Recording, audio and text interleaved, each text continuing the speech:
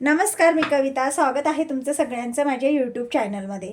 आज आपण ना प्रिन्सेस कट ब्लाऊजमध्ये ह्यो जे इथलं टक्सचं जे अंतर असतं ना, ते किती घेतलं पाहिजे ते आपण आज बघणार आहोत.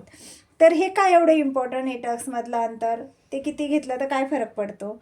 तो खूप मोठा फरक पडतो. जर समजा आपलं हे टक्समधलं अंतर जर कमी आलं, तर आपला पफ हा कमी येतो आणि ब्लाऊज हे फिट्ट बसतं.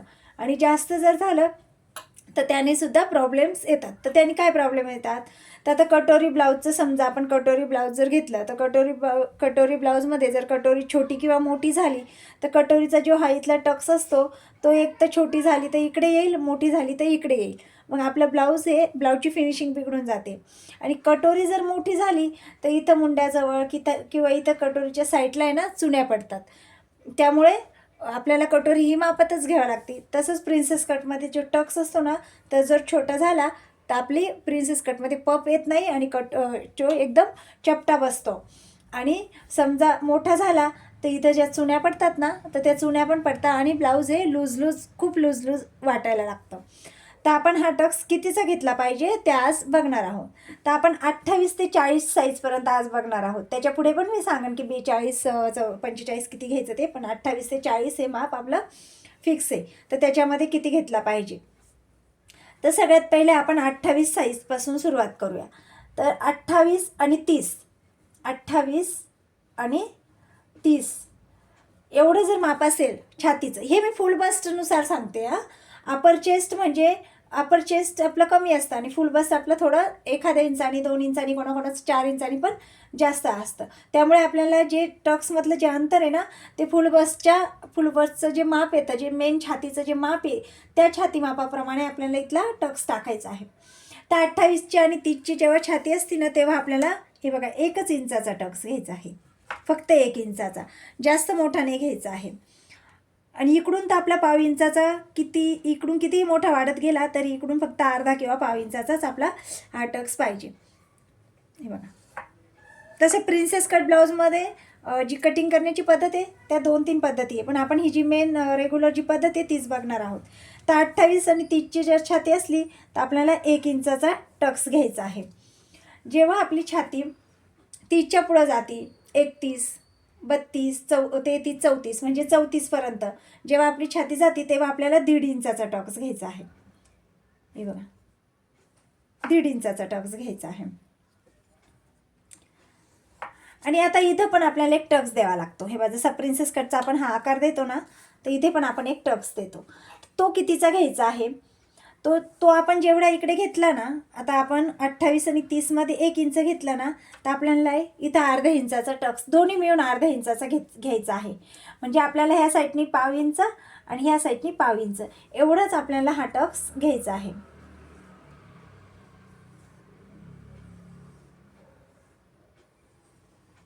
हे बघा, ह्या प्रकारे. म्हणजे लक्षात घ्या, इथं जेवढं आपण अंतर घेतलं टक्सचं त्याचा अर्ध करायचं आहे. जे अर्ध येईल ते इथं आपल्याला त्याचा टक्स करायचा आहे. आता मी 31, 32, 34मध्ये इथं आपण 1.5 इंचाचा टक्स टाकला आहे. तर 1.5 इंचाचा आपल्याला अर्ध करायचं आहे. तर हे बघा, हे जे 1.5 इंच आहे ना, त्याचं आपल्याला अर्ध घ्यायचं आहे इथं. आता हे जे अर्ध आलं आहे ना, त्याचं पण आपल्याला अर्ध करायचं आहे आणि ते दोन्ही मिळून इथं आपल्याला टाकायचं आहे. जेवढं येईल तेवढं इकडं अर्ध आणि इकडं अर्ध. आता त्यानंतर 36, 34च्या पुढे छाती गेल्यानंतर 36, 37 आणि 38 याच्यामध्ये आपल्याला 2 इंचाचा टक्स घ्यायचा आहे. 38मध्ये तुम्ही 2.25 इंचाचा पण घेऊ शकतात.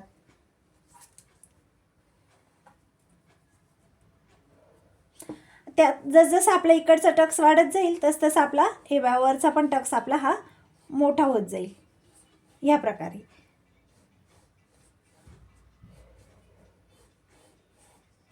आपला टक्स इथं पण आपला टक्स हा मोठा मोठा होत जाणार आहे. त्यानंतर येते 40मध्ये आपल्याला 2.5 इंचाचा 2.5 ते 2.25 इंचाचा टक्स घ्यायचा आहे.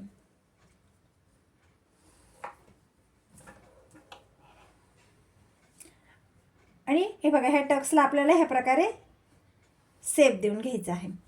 आता अडीचचा आपल्याला अर्धा करायचा आहे. हे बघा, आता अडीचचा अर्धा झाल्यानंतर जे येईल त्याचं पुन्हा आपल्याला अर्धा करायचं आहे आणि ते माप आपल्याला हे बघा ह्या साईडने अर्धा आणि ह्या साईडने अर्धा असं आपल्याला टाकायचं आहे. म्हणजे हा पण एक टक्स होतो आणि इथला एक टक्स होतो. हे दोन्ही टक्स आपले कट झाल्यानंतर इथं छानपैकी असा पप तयार होतो. जेव्हा छाती आपली 40च्या पुढं जाते मग ती 42, 45, 44 जेवढी असेल तेवढी, त्याच्यानंतर आपल्याला 3 इंचाचा टक्स घ्यायचा आहे. 3 ते 3.5 इंचाचा, 3.5 इंचापर्यंत आपला हा टक्स आला पाहिजे. आणि आता इथं का बरं आपण बघा इथं आपलं अंतर जे आहे ना अर्ध्या इंचाने आपलं वाढलं आहे, तसंच इथं आपलं अंतर पाव इंचाने वाढलं आहे. तर अशा प्रकारे 28 ते 30 साईजमध्ये आपल्याला 1 इंचाचा टक्स, त्यानंतर आपल्याला हे बघा 28 ते 30मध्ये आपल्याला 1 इंचाचा टक्स, त्यानंतर 31 ते 34मध्ये आपल्याला 1.5 इंचाचा टक्स, त्यानंतर 36 ते 38मध्ये आपल्याला 2 इंचाचा टक्स, 2 किंवा 2.25 इंचाचा, आणि त्यानंतर आपल्याला 40मध्ये आपल्याला 40 इंचाची जेव्हा छाती असेल तेव्हा 2.5 इंचाचा आपल्याला टक्स टाकायचा आहे. 2.25-3 सुद्धा घेऊ शकता, पण 2.5 इंचापेक्षा कमी करायचा नाही आहे. थोडासा 1/2 इंच आपलं मोठं माप असलं ना तर 1/2 इंच वाढलं तरी चालेल, पण कमी होता कामा नाही. जर कमी झाला तर छाती ही दबल्या जाईल आणि ब्लाऊज खूप फिट्ट होऊन जाईल. तर अशा प्रकारे प्रिन्सेस कटच्या ब्लाऊजमध्ये हे टक्स आपल्याला घ्यायचं आहे अशा प्रकारे. तर तुम्ही अशा प्रकारे टक्स घेऊन ब्लाऊज शिवून बघा. आणि हा टक्स पण आपला मेन फक्त एक अशी लाईन मारायची नाही, तर इकडचा पण आपलं हे कट झाला पाहिजे आणि इकडचा पण कपडा आपला कट झाला पाहिजे. म्हणजे जेणेकरून ह्या प्रकारे आपल्या इथं कट झाल्यानंतर इथे एक पप तयार होतो आणि आपल्या इथं जे रिंकल्स येतात बघा, चुन्या येतात बारीक बारीक, तर त्या आहे ना इथं आपला हा जो टक्स आहे ना तो जेवढा आपण मोठा टाकू ना तर तेवढा आपल्या ह्या चुन्या पण गायब होतात. त्याच्यामुळे ह्या पद्धतीने आपल्याला टक्स घ्यायचा आहे. तर आशा करते तुम्हाला आजचा व्हिडिओ आवडला असेल. तर व्हिडिओ लाईक करा. अजून चॅनलला सबस्क्राईब नसेल केलं तर चॅनलला सबस्क्राईब करून घ्या. व्हिडिओ पूर्ण बघितल्याबद्दल खूप खूप धन्यवाद.